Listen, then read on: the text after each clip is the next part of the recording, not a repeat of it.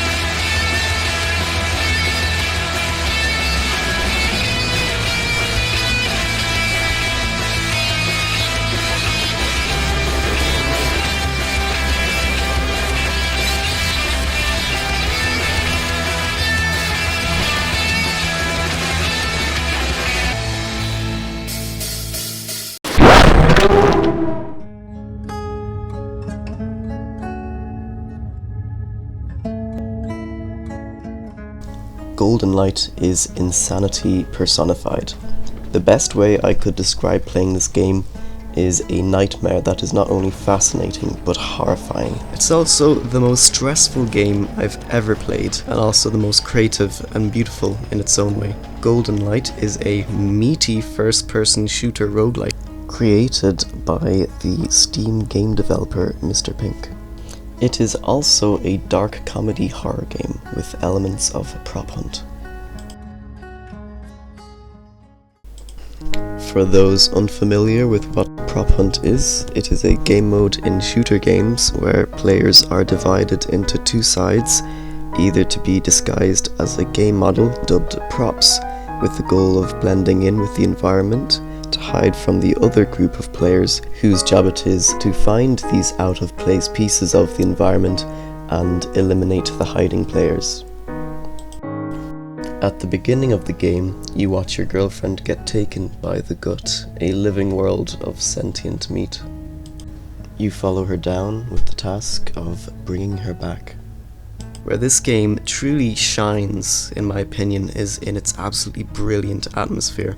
As seen here, everything is dark and decrepit and elicits feelings of disgust. Golden Light is unique in the way that, unlike regular prop hunt, the twist is the props are hunting you. The problem here is that the creatures disguised as props are horribly grotesque fleshy lumps that want to turn your innards into outards. That ammo you went to grab?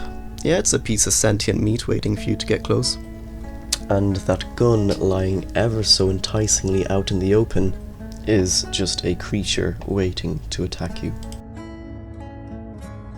Now let's see what's actually inside this foul fleshy fabrication. You start the game after you finish watching the intro cutscene into a tutorial room where you learn the basics of the game's mechanics, like walking, picking up items, picking up consumables, eating your weapon, eating your consumables, Kaboom! Yes, we go! Kaboom!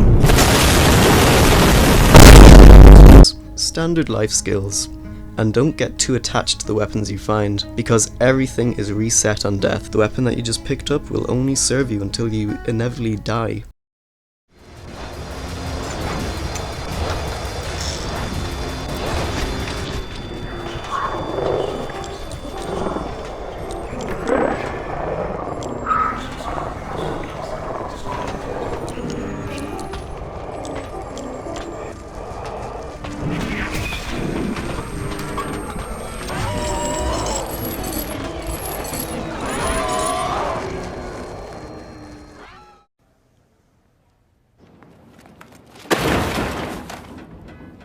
The possibility that you will have a weapon is solely up to chance. The good news is that not all beings in the Gut are hostile. Once you get insulted by the disembodied voice in your head, throw a consumable, and read some notes of questionable sanity. you will be ready to equip your first living weapon. Living weapons are different in the way that they are alive and inflict a status effect on anything they hit. The living weapon that you will be picking up is a knife that has the status effect of healing. And now you can happily stab yourself. Around the corner following a gold trail is the first enemy you'll encounter. Disguised as a simple object, once you get close, it comes alive to attack you. After a bit of exploring, you'll find the keys you need, go back to the spawn area, find the golden coloured exit, put the keys in the lock, and then descend.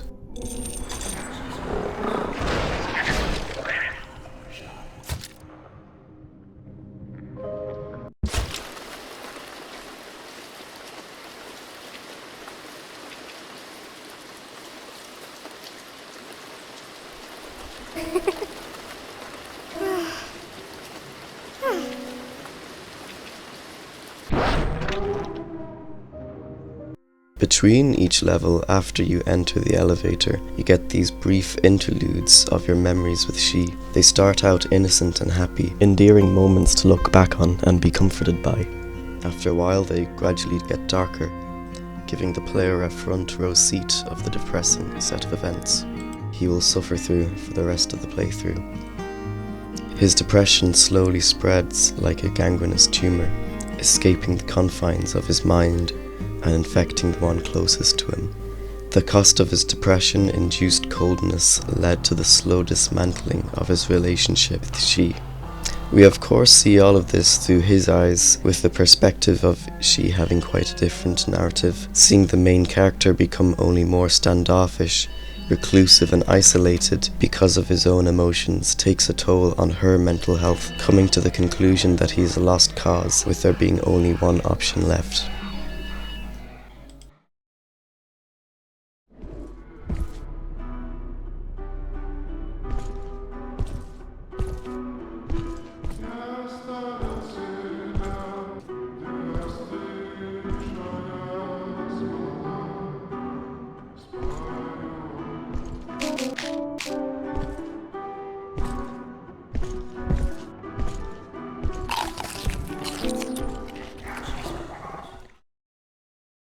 After the tutorial, you'll descend into the office level.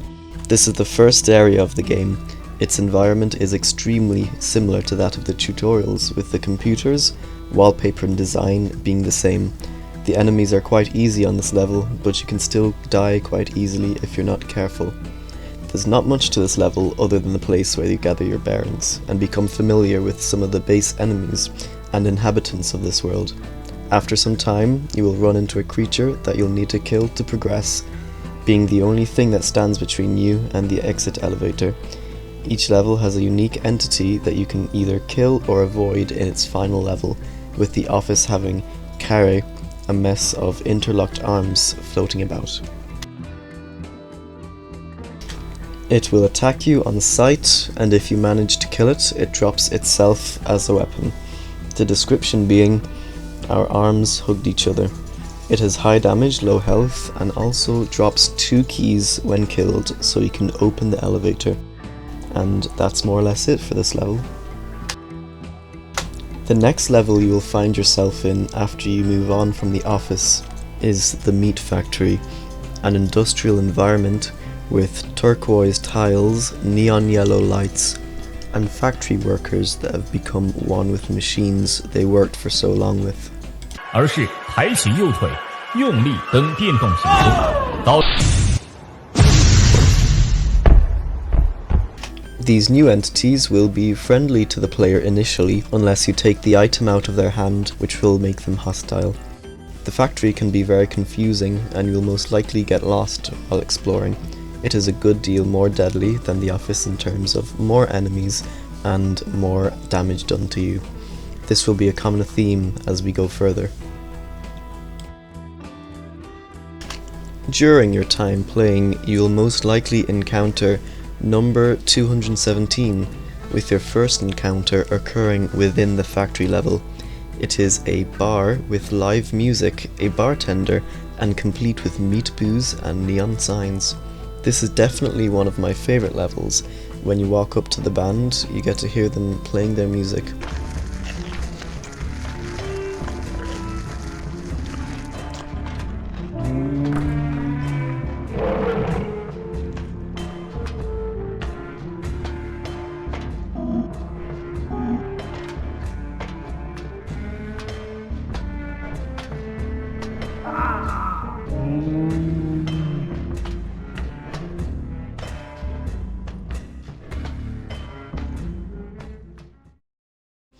And when we think of separating the art from the artist, I don't think these guys get a pass. You get it? Because they are their instruments. I think the music is absolutely great. An achievement of this game is its incredible soundtrack. That's what made me click with it the instant I started playing. All the band members are quite friendly to talk to, and you progress this level like any other. And back to the factory, when you reach the last floor of this level, you will encounter Meal.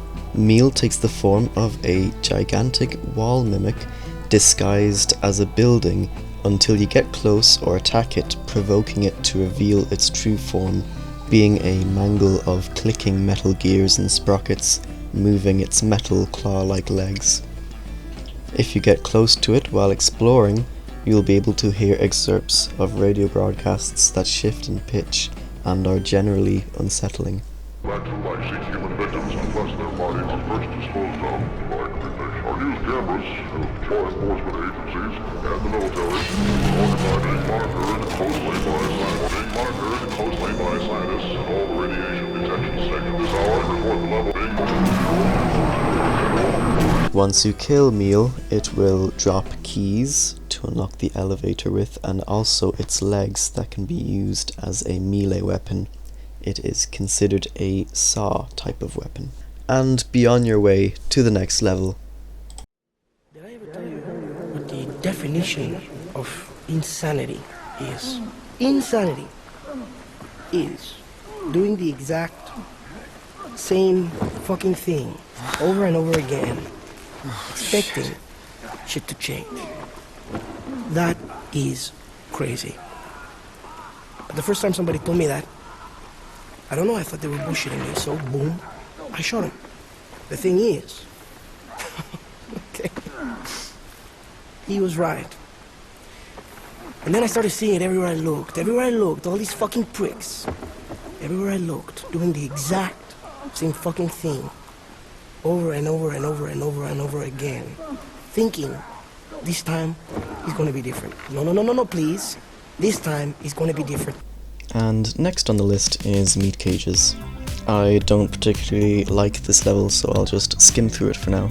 So basically, this level is set like a mental institute. There are mental patients in the form of in bags and as corpses on the ground. Everything is in a cage. The meat is in a cage. The cage is the walls. There's meat in the walls. And of course, most importantly, everything is trying to kill you, as per usual. You go through this level, as you usually do, collecting keys, going through elevators, until you get to the point where you fight the boss of the level, which is a creature called Needles.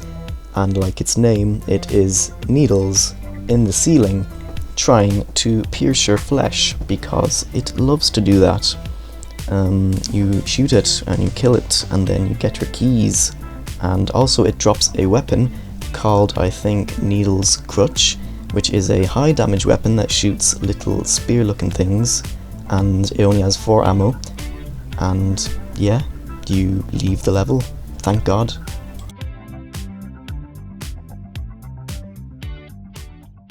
The next place you will be onto is called the Back Streets. You will find this when you're going around with the Eternal Field, which is the hub world. You will come across a series of building wall faces that once you go inside you will find a gramophone that upon listening to its music you will be transported to the next level of the game. The level's layout is back streets and alleyways lit by neon lights, and a metropolitan multitude of many morbid metropolites.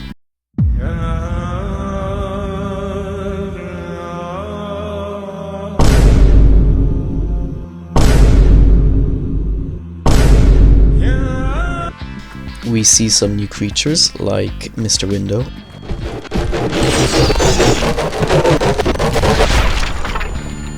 And a new trap called Bewmeat.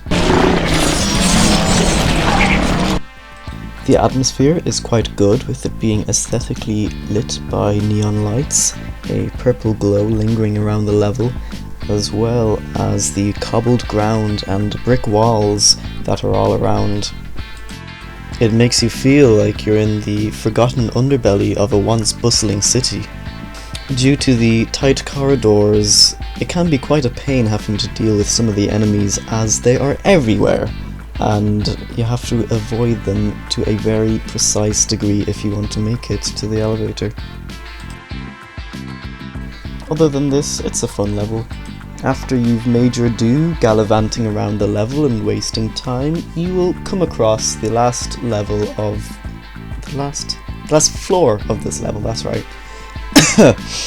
And the boss of this floor is called Gut Divers. It is this horribly disgusting, grotesque, fleshy lump that jumps through the floor. And it's able to jump through the floor because the floor is made out of meat, because we are in the gut. Yeah, it's a really big pain in the ass. I don't like it.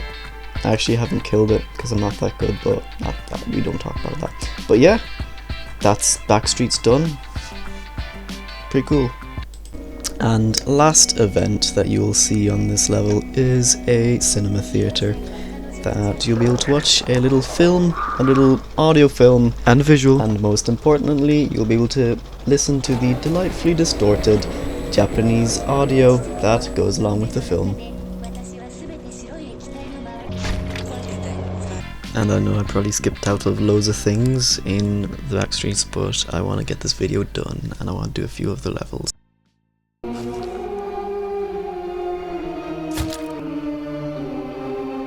Then you're on to the Meatwoods. It's a Meatwoods with map-wide bone shiver. It's not actually map-wide. There's more or less two biomes to this level, which is the trees, the cold place, and inside the cabin, which is a nice warm place. I gotta say, I really like the layout of the level. It's very homely and very cozy.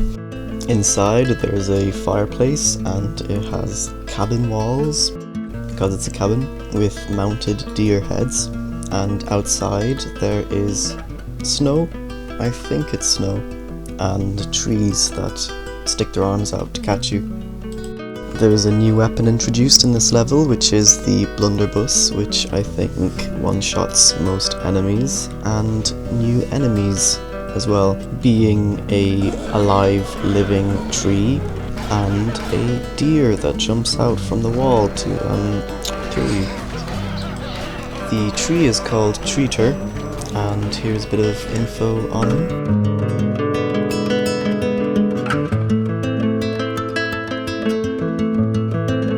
And the deer entity is called Deer, and here's some info on him.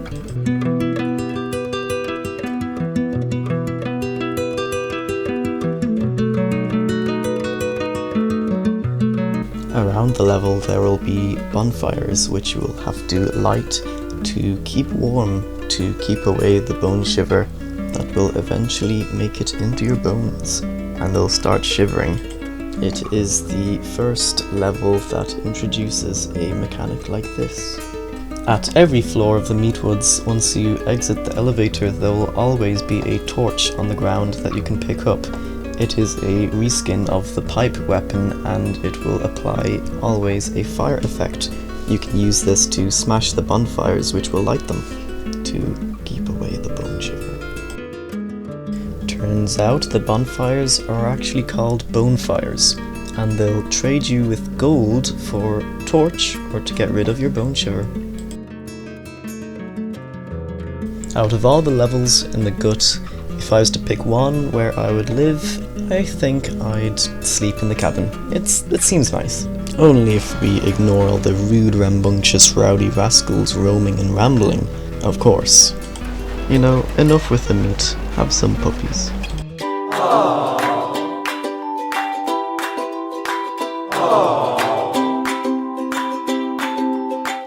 Are you feeling refreshed after that? good. We're back to the horrors. After you torture yourself through the levels, you will find the boss, Man-Eater, which takes the form of this deer with a human face, and it is a man-eater, like its name suggests. This game is very literal with its names, but yeah, if you manage to kill it, it will drop the Man Smasher, a beautiful weapon. Superb fine craftsmanship, if I do say so myself. And also look at the way he dances, he's so happy. He's just a silly little guy.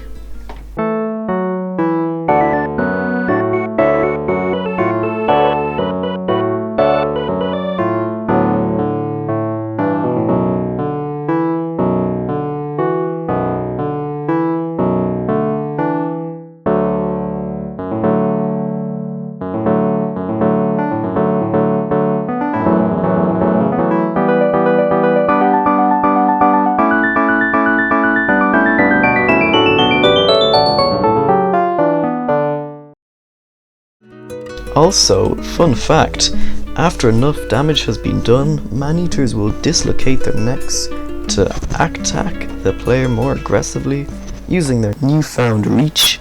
At this point, players should know that this also increases the swing range of any Jones customers.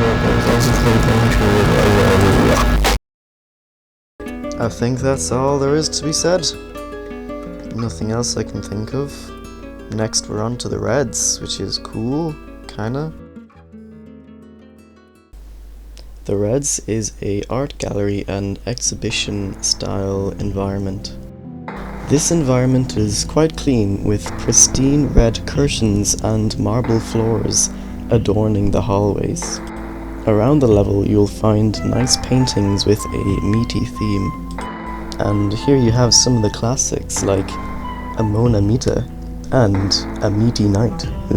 There will be parts in the level that you can come across that will resemble the cages level that we were at earlier. Yeah, there's also this thing. It's like a neat thing from a sheet. I have no idea.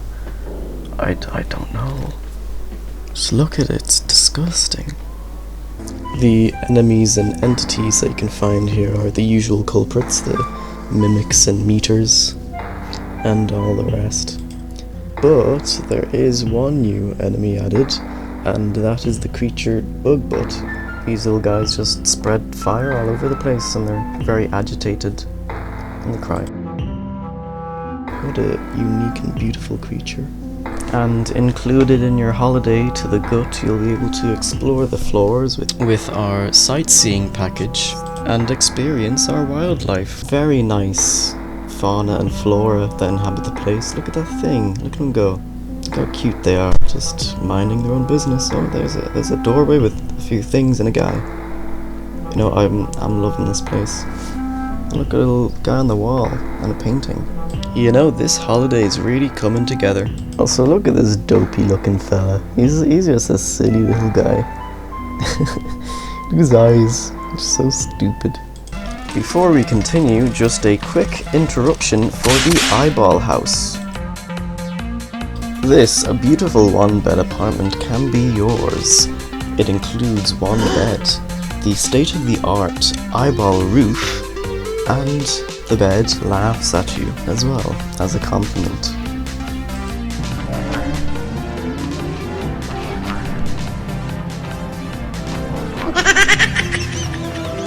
The premium package includes one golden meat, one golden key, and a memento, along with nice ambience. The finest our meaty estate agents have to offer.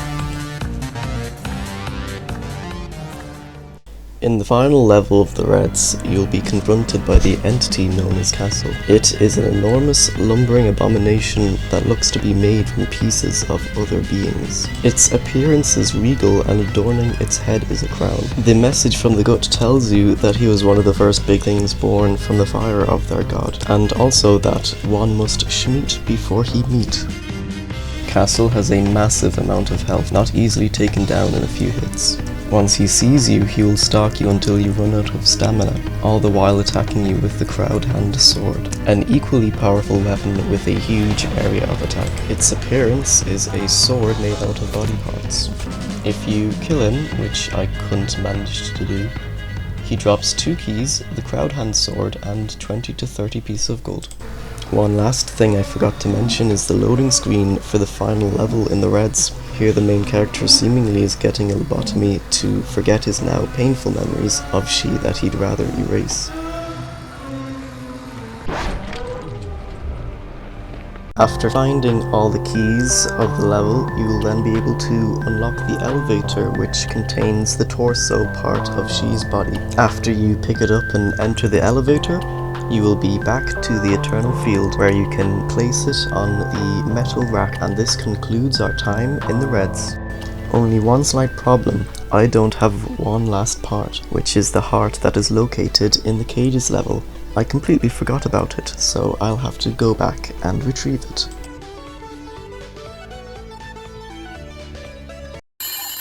Yes, I see.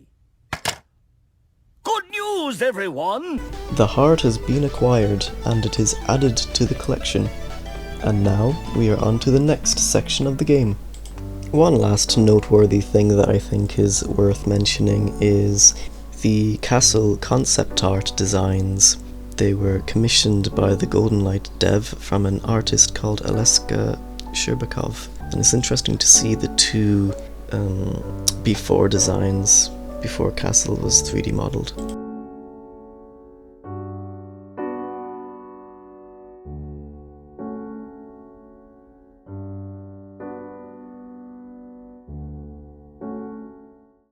We now leave the Eternal Field to enter the last level of the game. The full She assembly causes a bridge of arms to arise from the ground, and your trusty bike companion, who's been with you since the start of the game, takes the assembled She structure and ascends that bridge of arms. You'll have to trust me on that because I forgot to record it. Once you get to the top of the arm sky bridge, you will commune with an entity called Medusae, a giant colossal jellyfish swimming in the sky that you then will accept its offer to bring you with it, and you'll be taken to the insides.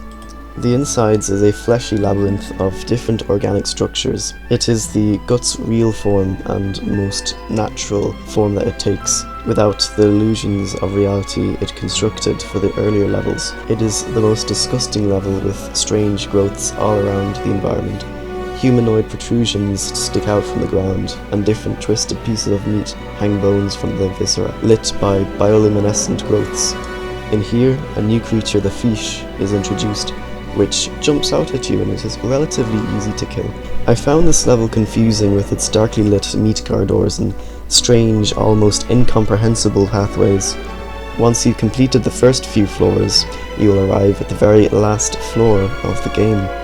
You step out to see your one friend that you had, the only friend throughout the game, Snout, your bicycle, smashed to pieces, and beside him a note that reads, "The same happened to you." Soon after, a crescendo becomes audible and you realise it's coming for you, the Gutworm. The Gutworm is a disfigured parasite-looking worm that can travel through the walls of the gut. It has a human head and a deep desire to kill you. After you battle with the last boss of Golden Light, which isn't that hard, you must gather the keys once more, say goodbye to your meaty friends that you've come to love, and take your final exit through the elevator.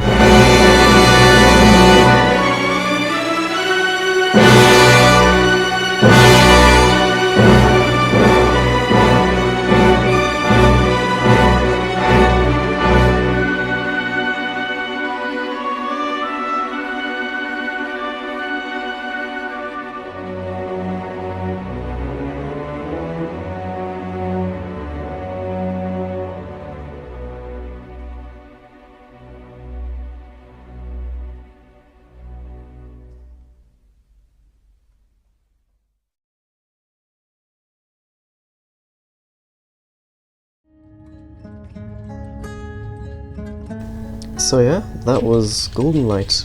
What an interesting game. This is also my first ever YouTube video, and also the first time ever using a video editing software. So it's a good bit low quality and unpolished, but I hope you enjoyed. And you get to listen to my absolutely abysmal microphone quality. I was thinking about making a conclusion and then maybe like a montage and an explanation of the story, but the video is already a bit too long, I think, so I could do a part 2 where I could do all those things, but I think I might leave it here for the moment, for the time being. So thank you very much for watching. This has been a huge project that I've took, with the goal being to show others of how cool a game Golden Light is, and I hope I've achieved that. So goodbye, and I hope there's more content like this coming soon.